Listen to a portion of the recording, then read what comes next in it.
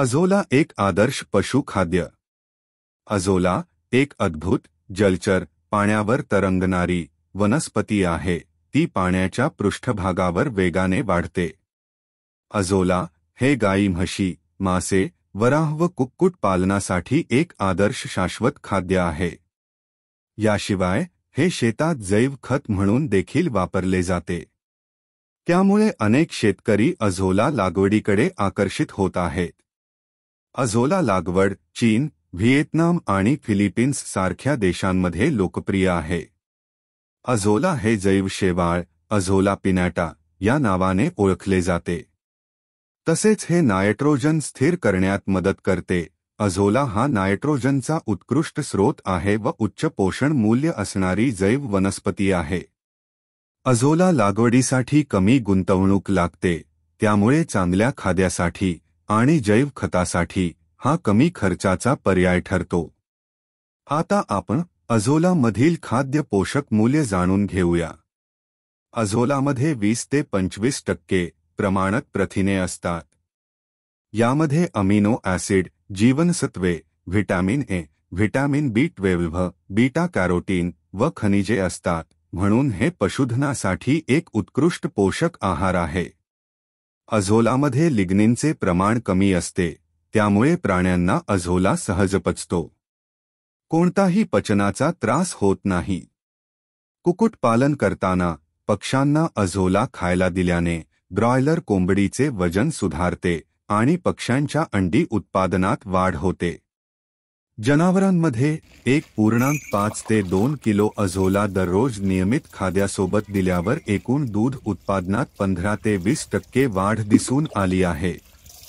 शेतकरी बंधूंनो, आपण अझोला मेंढ्या, शेळ्या, वराह, ससे आणि मासे यांना एक पूरक खाद्य म्हणून देऊ शकता।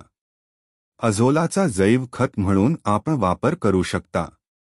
अझोला वातावरणातील नायट्रोजनचे स्थिरीकरण करते आणि पानांमध्ये साठवते। त्यामुळे त्याचा वापर हिरवळीचे खत म्हणून देखील केला जातो।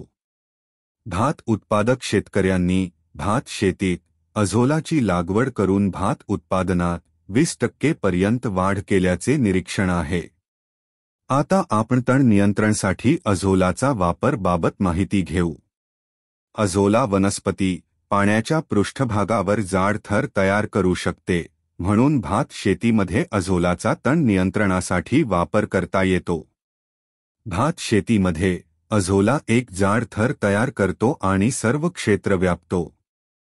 त्यामुळे अझोला हा सेंद्रिय मल्चिंग म्हणून काम करतो, ज्यामुळे तण तयार होऊ देत नाही। तसेच पाण्याच्या बाष्पीभवनाचा वेग कमी होतो आणि जमिनीतील ओलावा दीर्घकाळ टिकतो। अझोलामध्ये आणखी एक क्षमता आहे। अझोला डासांच्या प्रजननाच्या प्रक्रियेला प्रतिबंधित करते आणि म्हणूनच अझोलाला मच्छर फर्न असेही म्हणतात। आता आपण अझोला लागवड प्रक्रिया जाणून घेऊ। अझोला वाढवण्यासाठी कृत्रिम टाके तयार करा। अझोला लागवड टाके तयार करण्यासाठी अर्धवट छायांकित क्षेत्र निवडा, कारण अझोलाला 30% सूर्यप्रकाश आवश्यक आहे। जास्त सूर्यप्रकाश अझोलाला नष्ट करेल। झाडाखालील अर्धवट सावलीचे क्षेत्र योग्य असते। जर आपण अझोला मोठ्या प्रमाणावर वाढवायचे ठरवले असेल तर आपल्याला लहान काँक्रीटच्या टाक्या बनवू शकता, किंवा आपण तलावाला कोणत्याही आकाराचे बनवू शकता, किंवा कमी खर्चामध्ये मार्केटमध्ये उपलब्ध असलेले प्लास्टिकचे बेड वापर करू शकता। मातीमध्ये लहान टाके तयार करत असताना टाक्याचा आकार 2 मीटर बाय 2 मीटर ठेवावा। जमिनीवरची माती काढून आणि टाक्यातील खालच्या मातीचा थर समतल करून घ्यावा।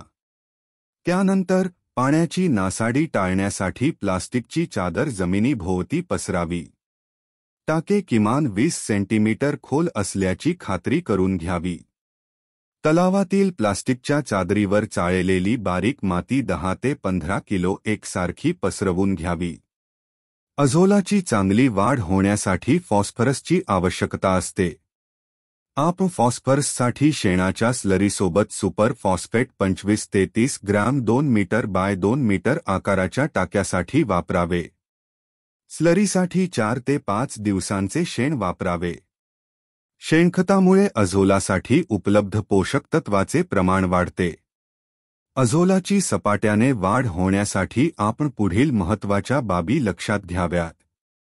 अझोला झपाट्याने वाढत असताना व काढणी करताना अझोलाचे प्रमाण 300 ते 350 ग्रॅम प्रति चौरस मीटर राखून ठेवावे. यामुळे अझोला जैव शेवाळाची गर्दी टाळता येईल.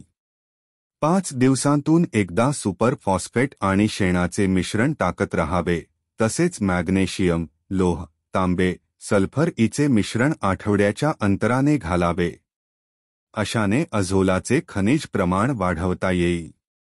10 दिवसातून एकदा 25 ते 30% जुने पाणी काढून ताजे पाणी टाक्यात सोडावे. हे टाक्यातील अतिरिक्त नायट्रोजन जमा होण्यास प्रतिबंध करण्यास मदत करेल. 6 महिन्यातून किमान एकदा पूर्ण पाणी आणि माती बदलून टाकावी व पुन्हा अझोला निर्मितीसाठी टाके तयार करावे. पाण्याची पातळी किमान 12 सेंटीमीटर ठेवावी. त्यामुळे अझोला तरंगत राहून अझोलाची मुळे जमिनीत रोवणार नाहीत व काढणी करणे सोपे होईल. काढणी केलेला अझोला व्यवस्थित धुवून घ्यावा. यामुळे शेणाची घाण आणि वास काढून टाकता येईल व नंतर अझोला जनावरांना खायला घालवा. शेतकरी बंधूंनो, आतापर्यंत आपण घेतलेल्या माहितीतून असे समजते की अझोला हे एक पशुधनासाठी उत्तम व पूरक खाद्य आहे. आपण अझोला टाक्याची चांगली देखभाल केल्यास चांगल्या प्रतीचे अझोला खाद्य उत्पादन घेऊ शकता व जनावरांच्या आरोग्यावर व दुभत्या जनावरांमध्ये दूध वाढीवर चांगला परिणाम दिसून येतो. जनावरांच्या पशुआहारावरील खर्च अझोलाच्या वापरामुळे नक्कीच कमी करता येतो. आपण या नैसर्गिक अझोला पशुआहाराचा वापर करावा व आपला नफा वाढवावा.